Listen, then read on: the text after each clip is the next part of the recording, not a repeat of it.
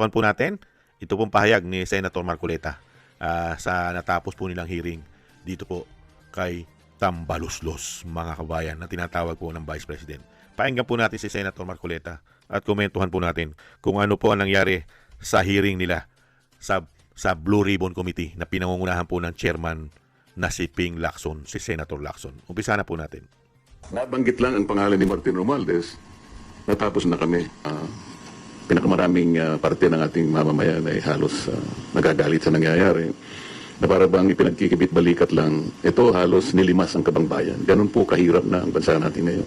Balik po tayo dun sa dalawang testigo na iniharap ng chairman ng Blue Ribbon na nakatakip ang kanilang muka, yung dalawang binibini na di umano ay mga staff ng nagre-renta doon sa bahay na pag-aari ng isang tao. Meron ba kayong napansin doon nung ako'y nagtatanong sa kanilang dalawa? Sana po makapagtanong naman ako sa inyo. Meron ba kayong napansin nung tinatanong ko yung dalawang testigo kung sino po yung sumasagot? Kasi po kung nagtatanong ang isang katulad namin at dinidirekta yung tanong sa kanya, dapat siya po yung sumagot, di ba? Iwanan na po natin yung kung hindi nyo napansin. Ang ibig ko lang sabihin dito, tinatanong ko po siya, bakit kaya kayo napunta doon kung ang inyong layunin lang pala ay ituro yung diskaya na sila pala yung ginamit na nagpapaalis sa kanila dahil yun daw bagong may-ari, kailangan na yung bahay at humihingi sila ng ilang panahon pa lang dahil napakahirap maglipat ng kanilang mga gamit. So yung pala si Diskaya lang pala yung itinuturo na siya yung nandun. Ayaw namang aminin ni Diskaya na hindi nga ako nakapunta dyan sa South Corps na yan, ba't ako na naman ang tinuturo ninyo? Pwede ko pong malaman, kayo po nagtuturo kayo, nakatakip ang mukha nyo. Ako po na tinuturo nyo, wala bang karapatan na makita ko man lang ang mukha nyo. Ayaw po, hindi rin pinaalis yung mga maskara. Pero ang isa pong importante doon na dapat napansin nyo, yung sinabi nilang address, 30 Tamarind Street. Kung napapansin nyo, yun ay bahagi ng paglalahad ni Saldico na sinabi niya yung isang 1 billion pesos ay doon i-deliver. Kasi yun ang drop-off point na sinabi, sabi niya, ni Martin Romualdez sa akin, diyan mo dalhin. So Tamarind. Ang gusto ko sana dapat mayroong mga tanong pa doon eh. Bakit hindi natin tawagin kung sino yung may-ari? Nasaan yung kontrata nasaan yung discontract? Di ba? Nabanggit lang ang pangalan ni Martin Romualdez, tatapos na kami. Wala na-establish? Nang ini-establish pala nila na si Diskaya pumunta ron para sabihin na yung bagong may-ari, pinaalis na sila. Anong week doon, sir? Yun nga. Wala. Kaya gusto ko mapansin ninyo lahat. Bakit kinailangan pumunta pa sila doon? Yun lang bang gagawin natin?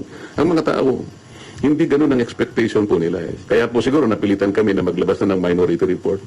Hindi lang sa kung ano pa man bagay. Ang mga tao po kasi nagtatanong, ano po ba nangyayari na dyan? Simula po nung ako'y nawala na po na chairman at napalitan nga po. Nung ilabas namin si Gutesa, sinabayan naman yun ng aming legislative break. Matagal po yun. Hanggang sa mag-resign naman si Senator Ping. So, ang mga tao nagtataka. Ano na naman ito? Wala na bang ito? Wala bang closure ito? Hindi ba natin malalaman kung sino talaga ganito? Kaya napilitan po kaming maglabas ng minority report. Tinawag po namin minority report for lack of better term. Kasi po kung gagawin nating legal ito na isasang-ayon natin sa aming mga committee, sa Po mga tambay, nakakalungkot po mga tambay. Wala po eh. Napakahirap po kasi tukuyin sa panahon ngayon, real talk. Kahit po si Senator Marcoleta ay nalulungkot. Lalong-lalo po tayo. Dahil nga po sinaid ang pera at inubos po ang pera ng taong bayan. Yung pondo, yung ating pong buwis ay sinaid po nila ng mahigit 3 taon. At ang napakasakit po, napakahirap pong pangalanan at napakahirap pong panagutin dahil magmula po sa taas ang issue ng korupsyon. Nasa pamilya. Dahil mismo si Saldico ay sinasabi ang ugat at ulo ay nag-uumpisa sa Malacanang. Pamilya. Pinangalanan niya si Bongit na tinatawag na bangag at ganoon din ang sinasabi sa asawa at sa anak ni Senadora Amy Marcos. At sinasabi ni Saldico, sangkot sila. Sandro, First Lady. At yung tinatawag niyang Bongit at bangag na kapatid ni Senadora at ganoon din si Saldico. Pinangalanan niya lahat eh. At ganoon din po si Gutesa na sinasabi ni Senator Marcoleta na nagde-deliver siya doon sa sinasabing Forbes Park.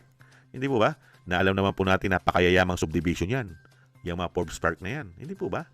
At ang pinakamasakit dito, yung sinasabi ni Senator Marcoleta, pag nabanggit na po ang pangalan ni Tambaluslos na tinatawag ng Vice President, ay hirap na hirap po nilang dalhin doon, mga kababayan. Hindi po yun ang gusto nilang tumbukin.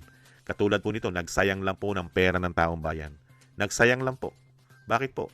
Ginagastosan po ng buwis natin yan yung mga hearing-hearing na yan. Tapos, ang patutukuyan mo lang pala yung pagpapalis. Doon lang pala, yung lumalabas yung hearing, ay gusto lang mapalis.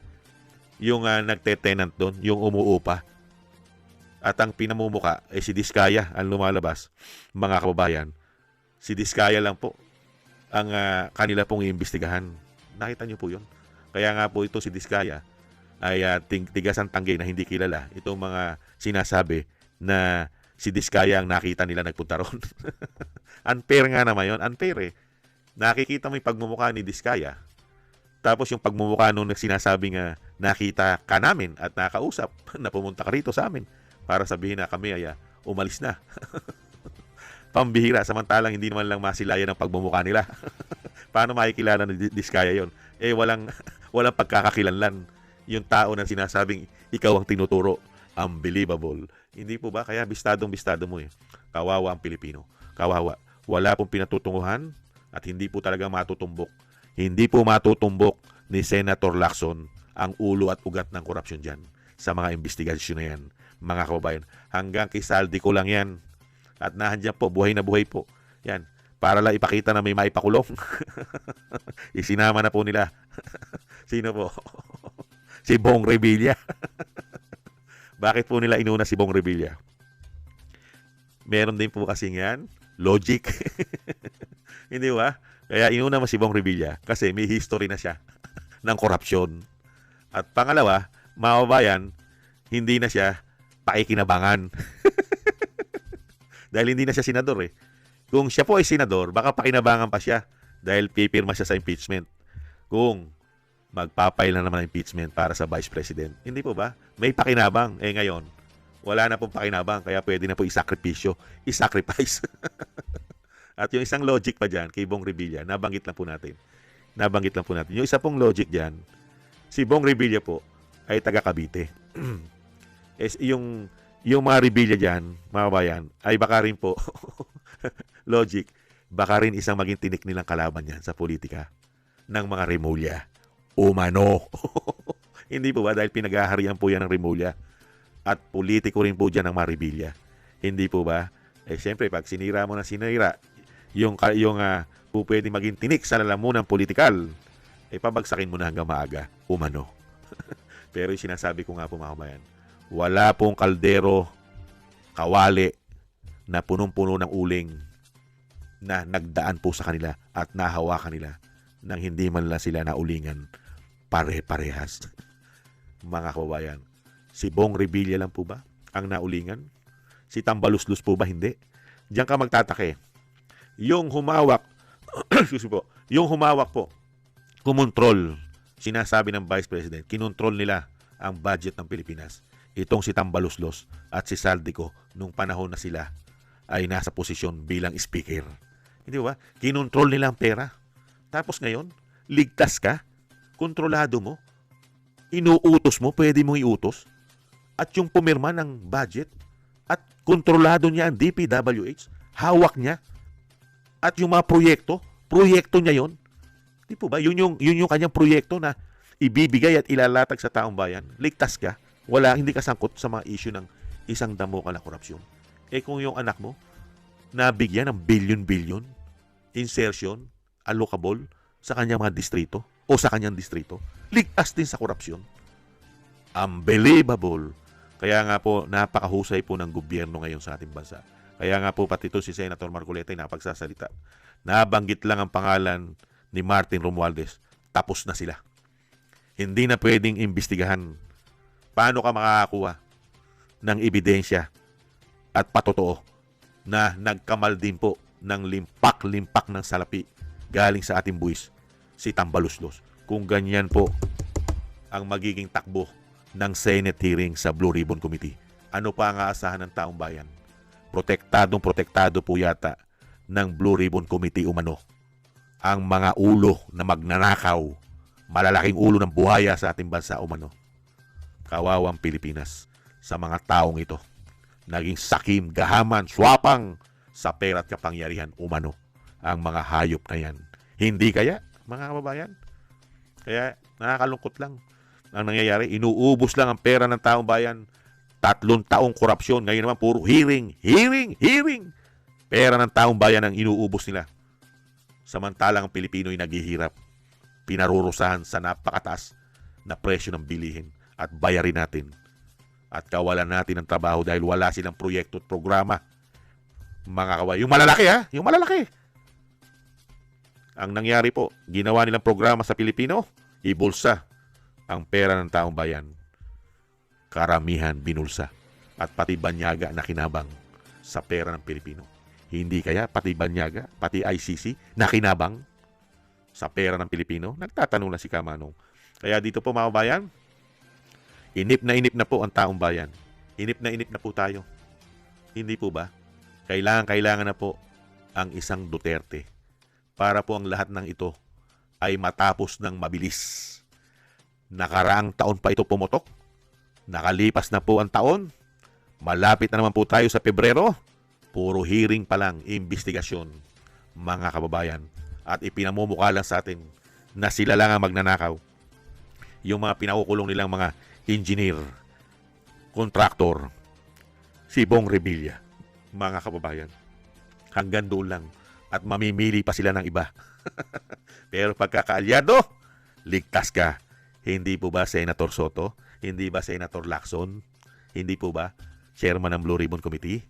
Napaka-special po yata nila umano. Unbelievable. Mabuhay kayo.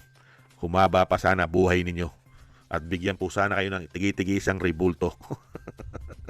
Hindi po ba? Humaba pa ang buhay ninyo nang marami pa kayong makuha na pakinabang sa Pilipino umano.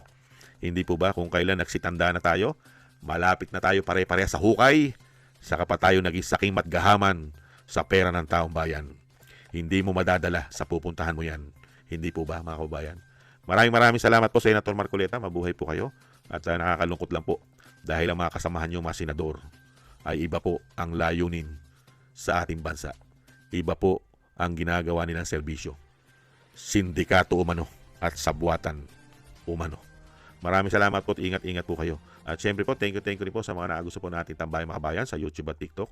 At ganoon din po sa ating mga subscribers. Mabuhay po kayo. Ingat-ingat po. At thank you rin po sa mga nagko-comment, like, share, and subscribe. Shoutout po sa inyo lahat. Mabuhay po kayo. Ingat-ingat po kayo mga kababayan. Thank you po mga kababayan. Ingat-ingat po kayo. Lalo-lalo po sa inyo po mga paggawa. Shoutout po sa inyo. At syempre po yung dasal po natin sa ating pong buong sambayanan at sa pamilya Duterte, sa ating lahat, na tayo pong lahat ay maingatan sa kapahamakan. At madugtungan pa po ang buhay at kalakasan ng dating Pangulo. At makabalik na po siya sa lalong mabilis. Maraming salamat po sa mga dasal po ninyo mga kabayan. At thank you po. God bless po. At ingat-ingat po tayo at tiis-tiis lang po. Bye-bye.